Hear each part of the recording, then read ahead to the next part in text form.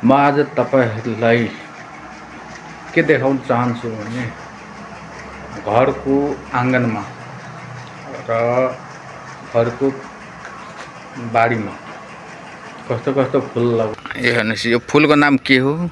फूल चिन्नुहुन्छ? यो फूल भनेको एकदम यो लहरा फूल हो र यो पूजा पाठको पनि लागि राम्रो हुन्छ। र उता हेर्नुस्, यो गुलाब र सेतो खाले गुलाब हो यो। र उता हेर्नुस्, यो ओढुलको फूल भन्छ यो तराईमा, यो अब पहाडतिर के भन्छ, यो यस्तो यस्तो फूल लगाउनु पर्छ। र अरु पनि देखाउन चाहन्छु तपाईलाई अगाडि।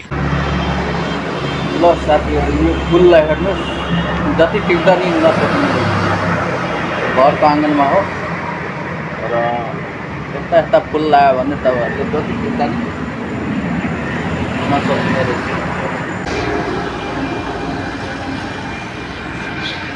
सर्वप्रथम यो फूल तपाईले लाउनु भयो भने पूजा पाठ पनि गर्न सजिलो र यो फुल्न नि धेरै फुल्छन्। यो जति टिपे पनि यो फूलहरु बिहानै फुल्ने गर्छ।